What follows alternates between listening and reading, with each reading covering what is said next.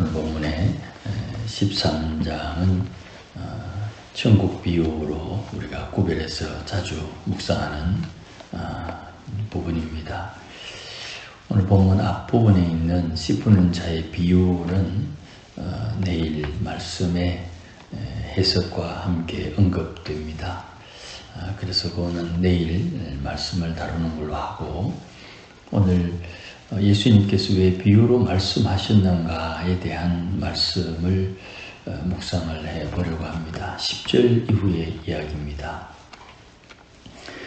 예수님께서 비유로 청중들에게 말씀을 하신 이유가 이사야의 예언을 이루었다, 그렇게 14절에 언급을 합니다. 예언을 이루는 것, 이것이 예수님께서 이 땅에서 하신 공생애의 최대한의 목적이다, 이렇게 말씀할 수 있습니다. 예수님께서 모든 일들을 행하심에 의도는 예언을 이루시는 것, 이건 이제 히브리서에 구체적으로 언급을 해 줍니다. 자, 그러면 비유를 말씀하시는 것이 어찌 예언을 이루는 것이 되느냐, 이것이 이제 이사야 6장 9절과 10절 말씀에 언급됩니다. 이사야의 말에 의하면 들어도 깨닫지 못하고 보아도 알지 못한다, 이것이 비유를 주신 의도함입니다. 그렇게 보고 들어도 알지 못하고 깨닫지 못하게 하려는 하나님의 선지자가 말씀하신 이유는 15절에 저들의 마음이 완악하기 때문이다, 그랬습니다. 하나님의 말씀을 들을 때에 그 말씀을 듣는 자들이 믿음으로 화합해야 된다. 히브리서 4장의 말씀이죠. 출애굽 당시에 이스라엘 백성들이 하나님께서 큰 구원을 이루셨는데도 불구하고 그 표적을 믿음으로 받지 않은 자들은 광야에서 망했다. 그러니 하나님께서 저들이 구원받았음에도 불구하고 믿음으로 합하지 못한 이유는 저들의 마음이 완악하기 때문이다. 그 완악하다는 말이 이제 바로에게 적용했던 말과 같은 뜻입니다. 그러니 구원받은 자도 믿음으로 화답하지 않으면 완악하고, 구원받지 못한 자는 본시 완악하고, 그러니 구원받든 구원받지 못하든 저들은 완악한데 그 와중에 완악한 마음을 고침받은 자가 있다. 15절 말씀에 내게 돌이켜 고침받을까 두려워한다. 누가 두려워합니까? 하나님께서 두려워한다. 하나님의 말씀을 듣고 하나님의 말씀을 보고 깨달아 고침받는 것을 두려워하는데, 고침받은 그의 마음이 여전히 완악하기 때문입니다. 이 말씀이 이해되기를 바랍니다. 마음은 완악한데 지식, 깨달음, 이것 가지고 근본이 되는 마음의 변화가 없으면 더 악한 자가 되는 것입니다. 마음의 변화가 없으면 배운 것, 지식, 이것을 가지고 더 악하게 되는 거예요. 그러니 우리 사회에서 드라마나 보고 이렇게 하면서 종종 쓰는 말, 배운 놈이 더 못됐다, 배운 사람이 더 도둑질한다. 마음은 변하지 않고 지식이 늘으니 그 지식 가지고 그 악한 마음에 욕심에 욕심을 더하는 거예요. 신앙생활도 마찬가지입니다. 마음의 변화가 중요한 거예요. 마음의 변화 없이 하나님을 아는 지식, 하나님의 경험, 이런 신비한 체험들은 결국 그런 결말을 맺게 되는 거예요. 그러니 우리가 듣고 깨닫는 것, 보고 아는 것은 1번 내 마음의 밭을 기경하는 데 사용되어야 되는 거예요. 하나님께서 우리에게 말씀하시는 바 천국의 비밀을 주시는 목적은 마음의 변화에 있다. 마가복음 4장에 제가 종종 인용하는 이 비유를, 씨 뿌리는 자의 비유를 알지 못하고 다른 비유를 어찌 알 수 있겠는가? 예수님 하신 말씀입니다. 그 부분 한 구절 나와요. 그러니 이 씨 뿌리는 자의 비유를 이해해야 다른 비유를 거기에 맞추어서 이해할 수 있는 것입니다. 그 비유를 주신 이유가 저들과 너희를 구별한다 이 말이죠. 11절 말씀입니다. 너희에게는 허락이 되었거나 저희는 허락이 되지 아니했다. 너희는 제자들이고 그들은 청중입니다. 그러니 예수님의 말씀은 동일하게 듣는데 천국의 비밀을 깨닫고 아는 것이 허락된 사람과 허락되지 못한 사람이 구별된다는 겁니다. 이 씨 뿌리는 자의 비유, 농사 짓는 사람들은 다 알지요. 다 이해할 수 있습니다. 그런데 이것이 천국의 비밀이라는 것은 믿음이 없으면 인정하지 않는 거죠. 늘 경험하는 농사 짓는 농법에 천국의 비밀이 숨어 있다. 이것을 믿느냐 믿지 않느냐에 따라 결과가 달라지는 거예요.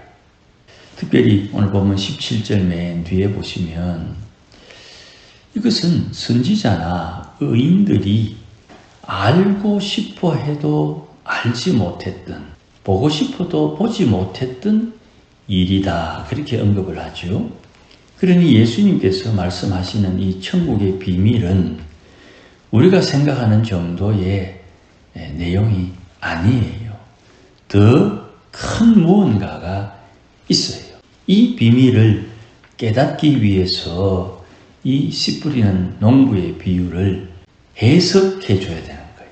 비유를 설명해 줘야 되는 거예요. 그러니 오늘 본문 읽지 않았습니다만 18절 말씀해 보시면 예수님께서 씨 뿌리는 비유를 들으라 그러면서 설명을 해 주시죠. 이 부분은 내일 다루기로 했습니다. 어쨌든 비유는 예수님이 의도하는 바, 하나님의 의도하는 바가 있으니 그것을 듣고 그 말씀을 깨달아 내 마음이 완악함에서 순종함으로 변화되어야 되는 거예요.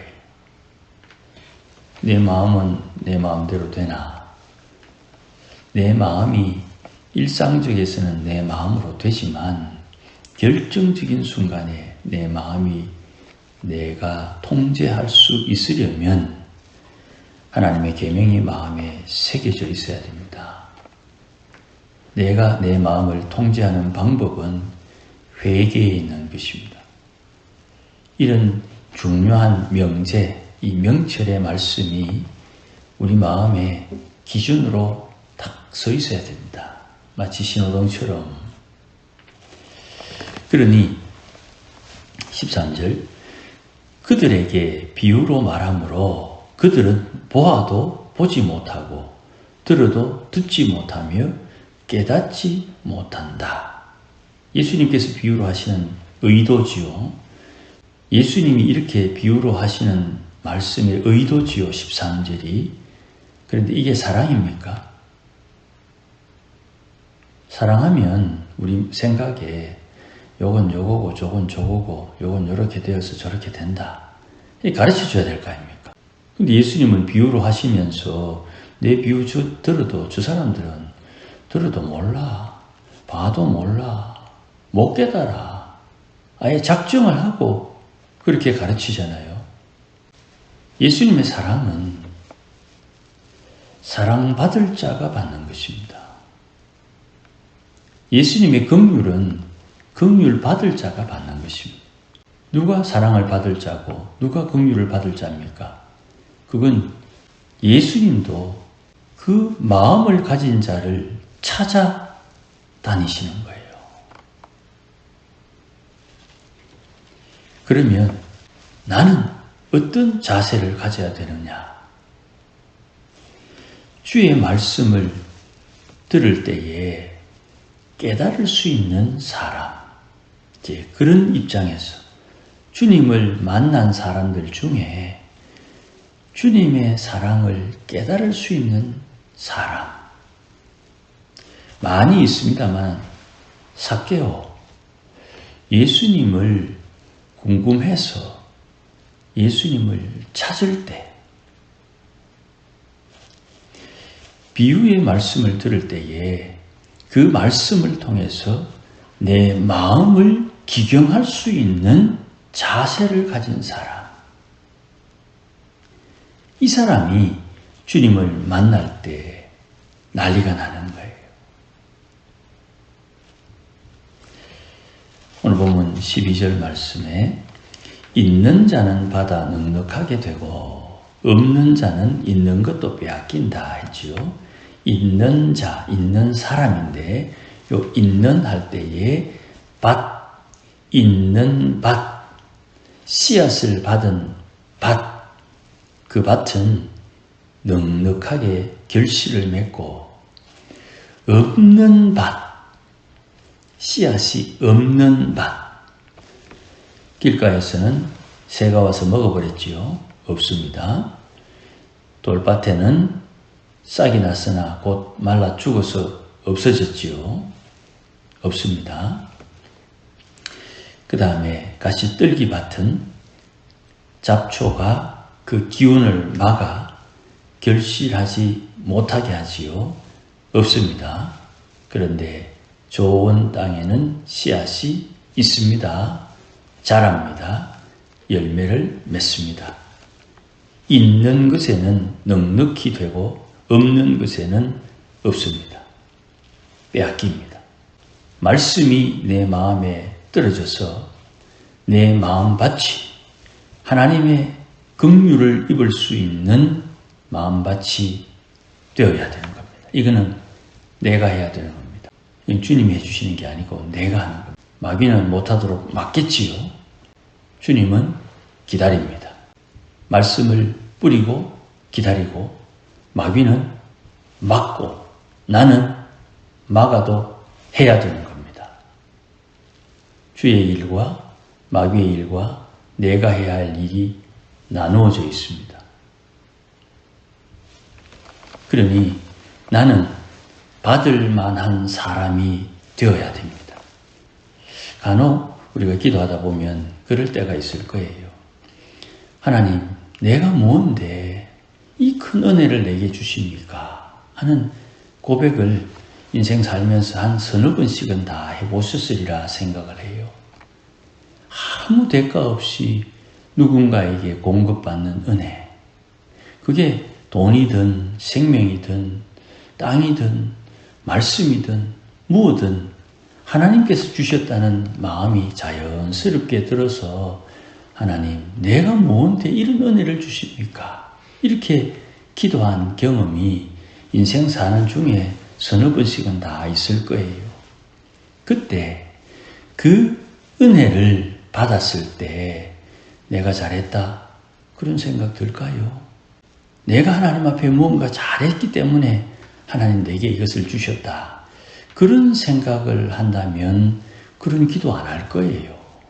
우리는 이미 그 마음을 이해하고 있으니까 말입니다. 주의 말씀이 내게 들려올 때 그 말씀 앞에 긍휼 입을 준비가 되어야 되는 거예요. 예수 믿는 것 어찌어찌 믿었습니다.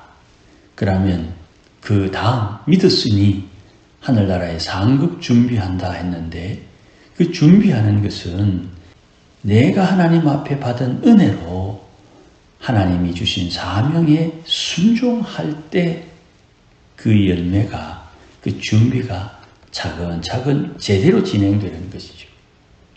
거기에 오늘 본문 마음이 완악함이 없어야 된다. 마음이 겸손해야 되는 거예요. 누구든지 예수를 믿어 죄 사함을 받으면 성령님을 선물로 받으니 내 안에 계신 성령의 지시하심에 순종할 수 있는 겸손, 순종할 수 있는 마음, 그 마음이 내게 요구되는 거예요. 내 안에 계신 성령의 인도함을 따라 저분을 만났더니 저분 안에 계신 성령께서 저분을 통해서 내게 깨우쳐 주는 거예요.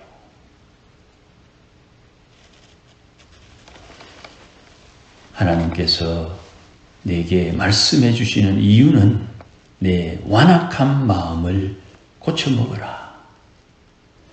하나님께서 기뻐하는 찾는 마음이 되어라. 마치 다윗처럼 내가 다윗을 만나니 다윗이 내 마음에 합당한 사람이었다. 하나님이 찾으시는 것에 합당한 마음을 준비하면 거기에 걸맞는 하늘 은혜는 순식간에 오는 것입니다. 마치 엘리야가 갈멜산에서 바알의 선지자들이 난리 법석을 떨었던 그 숱한 시간 동안 하늘에서 응답이 없었는데 엘리야가 나의 하나님의 선지자됨을 보여주십시오 할 때 하늘에서 급한 불이 임했던 것처럼 순식간에 은혜가 임하는 거예요.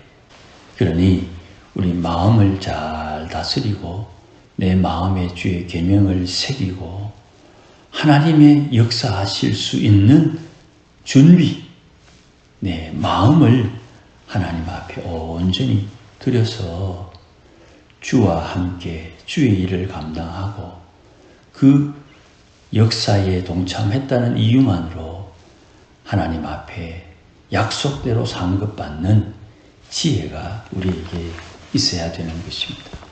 비유에 대한 설명은 내일 살피도록 하고 이 천국의 비밀을 아는 마음, 알 수 있는 마음, 알아야 되는 마음, 알고 행하는 마음이 되기를 주의 이름으로 축복합니다. 기도하십시다. 하나님 아버지 고맙습니다. 오늘도 주의 말씀을 받기 전에 그 말씀에 합당한 마음이 되도록 은혜를 구하오니 매일매일 우리의 살아가는 삶의 여정을 통해서 반복 되풀이 되겠지만 우리 마음이 주님 보시기에 아름다운 마음, 깨끗한 마음, 주의 빛이 비칠 때에 그 빛에 반응하는 마음이 되도록 은혜를 다하시고 오늘도 주의 선하신 손길 따라 주와 동행할 수 있도록 은총을 덧입혀 주시옵소서. 예수님의 이름으로 기도하옵나이다. 아멘.